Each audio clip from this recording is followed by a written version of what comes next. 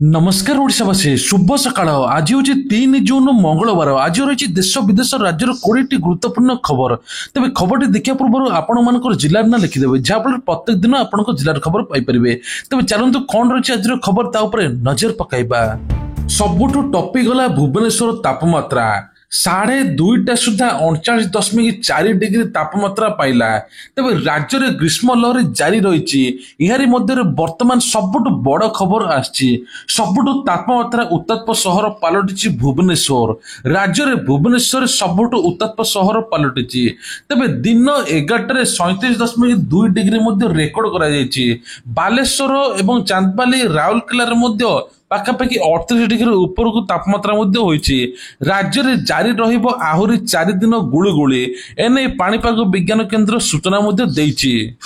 आसंता जून 27 तारिख में पुरी रे विश्व प्रसिद्ध रथयात्रा अनुष्ठित हेबापई जाउछि। एहारि भितर बैठक उपर बैठक हेउछि। पूर्व वर्ष जो भली परिस्थिति होइतिला केवली एवं नहब से नेकी चिंता करिसेंति सरकार। तेबे कुआ जाउछि श्रीजीव को गुरुत्वपूर्ण नीतिकांत मध्य जून 11 तारिख में देवस्नान पूर्णिमा, जून 26 तारिख में नव यौवन दर्शन, जून 27 तारिख में रथयात्रा, जुलाई 1 तारिख में हेरा पंचमी, जुलाई 4 तारिख में संध्या दर्शन, जुलाई 5 तारिख में बाहुड़ा यात्रा, जुलाई 6 तारिख में सुनावेश, जुलाई 7 तारिख में अधरपणा, जुलाई 8 तारिख में नीलाद्री विजे अनुष्ठित हेबो। यह उपलक्षे देश विदेश लक्षाधिक भक्त समागम हेबे। एबे पूरी सारिया रे मध्य गली कंदीठू आरंभ कर सबुआडे एबे एआई कैमेरा लागिबो। ता सहित एसओजी फोर्स रहिबे। अपराधक कार्यकलाप नजर रखाजिबो। प्रत्येक गली कदी जांच हेबो। किभली भक्त माने सुरक्षित आसी दर्शन करिवे से नेकी व्यापक व्यवस्था हेबो। राज्य में हु हु हो बढ़ी चली कोरोना संक्रमितों संख्या देश में 4000 पार।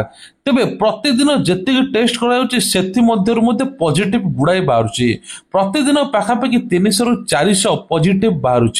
गहली स्थान को जातु ना, दरकार पड़े मास्क ग्लोव्स पिंधा देले परामर्श। देश में संक्रमण 4000 पार होइछि। गोटे सप्ताह भितर पाखापाखि 20 जनकर मृत्यु होइछि। तेबे कोरोनार भयंकर स्थिति पुणी आसिलानी। जदि ठंडा ज्वर काश छिंक थकापण लगुच तुरंत आपण माने टेस्ट कराई नियंतु। संबलपुर रेंगाली रे विकसित कृषि संकल्प अभियान कृषिजात सामग्री उत्पादन बढ़ाया पाई आमर उद्देश्य एभली कहिले धर्मेंद्र प्रधान। तेबे केंद्र मंत्री कहिसेन जे प्रधानमंत्री नरेंद्र मोदी नेतृत्वाधीन सरकारी कृषि क्षेत्र में व्यापक परिवर्तन आसिबा पई जाउची। चाषी को आय को 2 गुण करिया पई ओडिशा समेत सारा देश में विकसित कृषि संकल्प अभियान आरंभ होइछि। एही विकसित कृषि संकल्प अभियान रे 700 जिले में 2000 रु अधिक वैज्ञानिक दल गाँ गाँ को जाई पाखापाखि 1.5 कोटी रु अधिक चाषी भाई भौणी सहित सीधा सड़क कथा हेबे। भद्रक रे 13टी प्रकल्पर उद्घाटन, भित्ति प्रस्तर स्थापन, खूब शीघ्र मेडिकल कॉलेज हेबो भित्ति प्रस्तर। तेबे मुख्यमंत्री मोहन चरण माझी सोमवार दिन भद्रक जिलार बालियापड़ा ठारे 275 कोटी टंकार मोट 13टी प्रकल्पर उद्घाटन भित्ति प्रस्तर स्थापन करिसेंती। बहु दिन दाबी होइथिबा मेडिकल कॉलेज भित्ति प्रस्तर स्थापन होइछि। ता सहित मध्ये कुहा जाउछि जे एमपीसीआई प्राइवेट लिमिटेड बा एचएमएलएस पॉलिस्टर उत्पादक कंपनी प्रतिष्ठा करा जिवो। या सहित भद्रक थिबा समस्त शहीद पीठ मानकर सौंदर्यकरण हेबो बोली मुख्यमंत्री घोषणा करिसेंती। ता सहित मध्ये एथरो हजार हजार नियुक्ति बाहरियो बोली कुआ जाउछि। तेबे आम सरकार आसिबार प्रथम दिनरु लोकों विश्वास भरोसा को बजाय रखिचंती। 4.5 कोटी प्रतिश्रुति को पालन करिचंती। मात्र 24 मिनिट भितर सुभद्रा योजना चाषी भाई एवं भौणी मानकु धान किणा बाबद क्विंटाल पिछा 800 टंका प्रदान एवं श्रीमंदिर चारिद्वार खोलिबा, प्रभुଙ୍କ सेवा ପାଇଁ 500 कोटी टंकार कर्पस फंड भली निष्पत्ति नेइथिले। तबे एही मासरे सरकारଙ୍କର 12 वर्षर पूर्ति पालन करा जिवो।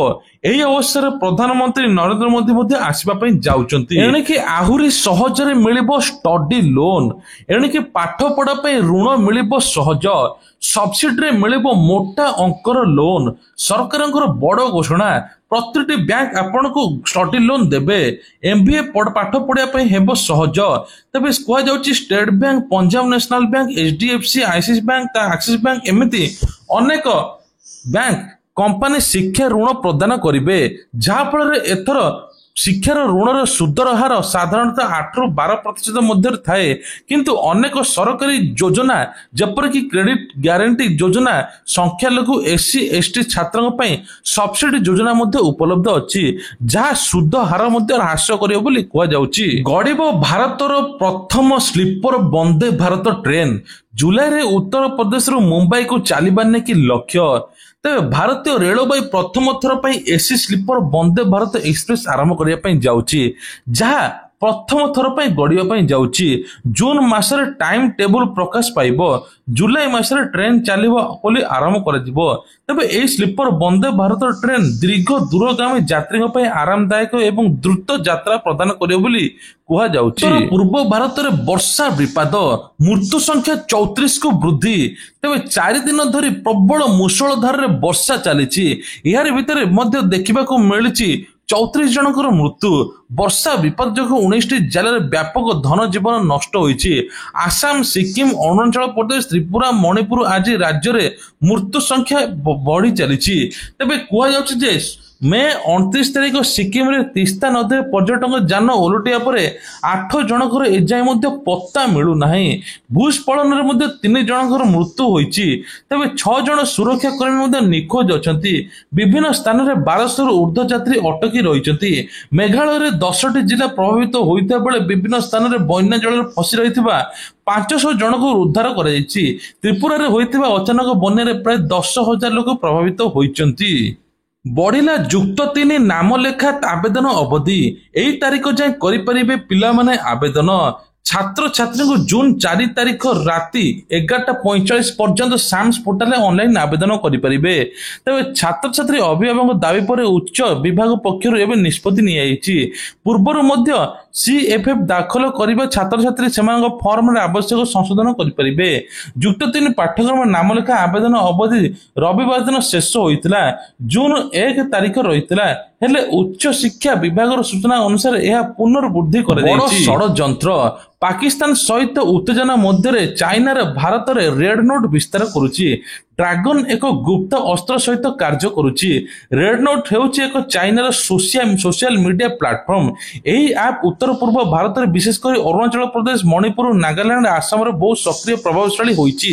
ଏହି ଚାଇନା ପାକିସ୍ତାନ କଥିତ ଏଜେଣ୍ଟ ମାନଙ୍କୁ ନୂତନ ପ୍ରକାର ମନୋବୈଜ୍ଞାନିକ ଯୁଦ୍ଧ ପାଇଁ ବ୍ୟବହାର କରୁଛନ୍ତି।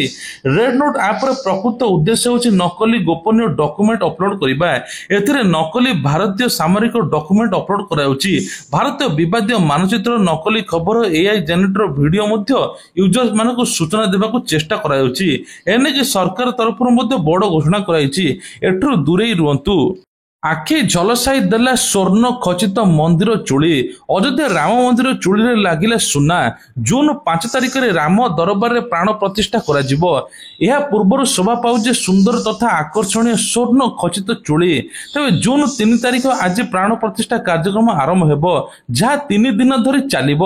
ରାମ ଜନ୍ମଭୂମି ଟ୍ରଷ୍ଟ ପକ୍ଷରୁ ଦିଆଯାଇଥିବା ସୂଚନା ଅନୁସାରେ ସକାଳ 6:30ରେ କାର୍ଯ୍ୟକ୍ରମ ଆରମ୍ଭ ହେବ। ବିଧି ମୁତାବକ ରାମ ଦରବାର ଏବଂ 6ଟି ପାର୍ଶ୍ୱ ଦେବାଦେବୀଙ୍କ ମନ୍ଦିର ପ୍ରତିଷ୍ଠା କରାଯିବ। ମୁଖ୍ୟମନ୍ତ୍ରୀ ଯୋଗୀ ଆଦିତ୍ୟନାଥଙ୍କ ସହ ଦେଶ ବିଦେଶର ପ୍ରତିଷ୍ଠା ସାଧୁ ସନ୍ଥ ମଧ୍ୟ ଯୋଗ ଦେବେ। ଶିକ୍ଷା ଅଧିକାରୀଙ୍କର ଗୃହ କାର୍ଯ୍ୟ ପରିଦର୍ଶନ। ବର୍ତ୍ତମାନ ସାରା ରାଜ୍ୟରେ ବିଦ୍ୟାଳୟ ଗୁଡିକ ଗ୍ରୀଷ୍ମ ପ୍ରବାହ ଯୋଗୁଁ ବନ୍ଦ ରହିଥିବାରୁ ଛାତ୍ରଛାତ୍ରୀ ମାନଙ୍କୁ ଛୁଟିରେ ପାଠ ପଢିବା ପାଇଁ ଓସେପା ତରଫରୁ ଗୃହ କାର୍ଯ୍ୟ ସକାଶେ ପ୍ରଶ୍ନପତ୍ର ପ୍ରତ୍ୟେକ ବିଦ୍ୟାଳୟକୁ ଦିଆଯାଇଥିଲା।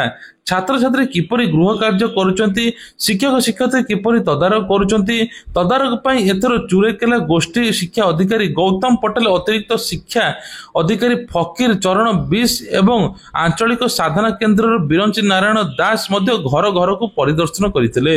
ଛାତ୍ରଛାତ୍ରୀ ମାନଙ୍କୁ ଭେଟି ଗୃହ କାର୍ଯ୍ୟ ଦେଖିବା ସହିତ ଆହୁରି ଭଲ ପ୍ରଦର୍ଶନ ମଧ୍ୟ କରିବା ପାଇଁ କହିଛନ୍ତି। ତେବେ ତା ସହିତ ପିତାମାତା ଅଭିଭାବକ ମାନଙ୍କୁ ମଧ୍ୟ ସହଯୋଗ କରିବା ପାଇଁ ଅନୁରୋଧ କରିଛନ୍ତି। ପିଲାମାନେ କିଭଳି ଆଗକୁ ଭଲ ପାଠ ପଢିବେ ସେ ନେଇ ଶିକ୍ଷକ ମଧ୍ୟ କହିଛନ୍ତି। ଆଇପିଏଲ ର ଫାଇନାଲ ମ୍ୟାଚ। ତେବେ 18 ବର୍ଷ ପରେ ଯେତେବେଳେ ସ୍ୱପ୍ନ ସତ ହେବାକୁ ଯାଉଛି ସେତେବେଳେ ଉତ୍ସାହ ତ ରହିବ, ଉତ୍କଣ୍ଠା ବି ରହିବ, କାରଣ ଆଇପିଏଲ କୁ ମିଳିବା ପାଇଁ ଯାଉଛି ନୂଆ ବିଜେତା। 17ଟି ସିଜନରେ ଗୋଟିଏ ଥର ବି ଟ୍ରଫି ଜିତି ନଥିବା ଦୁଇ ଦଳ ଏବେ ଫାଇନାଲ ପ୍ରବେଶ କରିଛନ୍ତି। ଟ୍ରଫି ଠାରୁ ମାତ୍ର ଗୋଟିଏ ପାଦ ଦୂରରେ ରହିଛନ୍ତି ପଞ୍ଜାବ ଏବଂ ବାଙ୍ଗାଲୋର। ଏବେ କୁହାଯାଉଛି ଆଜି ହେବ ଫାଇନାଲ ଫାଇଟ୍।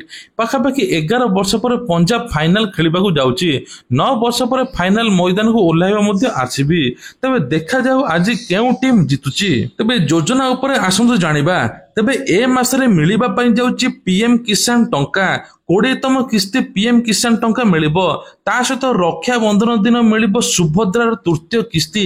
ଯେଉଁମାନେ ପ୍ରଥମ ଦ୍ୱିତୀୟ କିସ୍ତି ପାଇନାହାନ୍ତି ସେମାନେ ଏକା ସାଙ୍ଗରେ 3ଟି କିସ୍ତି 15,000 ଟଙ୍କା ପାଇବେ। ତା ସହିତ ମଧ୍ୟ ସରକାର ଘୋଷଣା କରିଛନ୍ତି ଏଥର ଇ ଶ୍ରମ କାର୍ଡରେ ନୂଆ ଯୋଜନା ଆସିବା ପାଇଁ ଯାଉଛି। ମିଳିବ ଟଙ୍କା, ସହାୟତା ମଧ୍ୟ ମିଳିବ। ଆଉ ସରକାର ଆଉ ଗୋଟେ ମଧ୍ୟ 12 ବର୍ଷ ପୂର୍ତ୍ତି ଅବସରରେ ମଧ୍ୟ ବଡ ଘୋଷଣା କରିପାରନ୍ତି ଛାତ୍ରଛାତ୍ରୀ ମାନଙ୍କ ପାଇଁ। ତେବେ ଆଉ ଗୋଟେ ମଧ୍ୟ ଛାତ୍ରଛାତ୍ରୀଙ୍କୁ ଯୋଉ 5,000 ଟଙ୍କା ମିଳୁଥିଲା ତା ସହିତ ମଧ୍ୟ ଆହୁରି ମଧ୍ୟ କିଛି ଉନ୍ନତି କରିବା ପାଇଁ ମୁଖ୍ୟମନ୍ତ୍ରୀ ଚେଷ୍ଟା କରୁଛନ୍ତି। ମୁଖ୍ୟମନ୍ତ୍ରୀଙ୍କର ଆଉ ଗୋଟେ ବଡ ଘୋଷଣା ଯେ ଏଥର ପ୍ରତ୍ୟେକ ଲୋକଙ୍କୁ ମଧ୍ୟ ଯୋଉମାନେ 80 ବର୍ଷର ଉର୍ଦ୍ଧ୍ୱ ହିତାଧିକାରୀ ତାଙ୍କୁ ଭତ୍ତା 3,500 ମିଳିବ। 60ରୁ 80 ବର୍ଷର ଲୋକଙ୍କୁ ମଧ୍ୟ କିଛି ଭତ୍ତା ବଢାଇବା ପାଇଁ ମଧ୍ୟ ଘୋଷଣା ହୋଇଛି। ଇଏ ଥିଲା ଆଜିର ଦେଶ ବିଦେଶ ରାଜ୍ୟର କିଛିଟା ଗୁରୁତ୍ୱପୂର୍ଣ୍ଣ ଖବର। ଖବରଟି ଭଲ ଲାଗିଥିଲେ ଭିଡିଓକୁ ଲାଇକ୍ କରିବା ସହିତ ଚ୍ୟାନେଲ ସବସ୍କ୍ରାଇବ ମଧ୍ୟ କରିଦେବେ। ଜୟ ଜଗନ୍ନାଥ।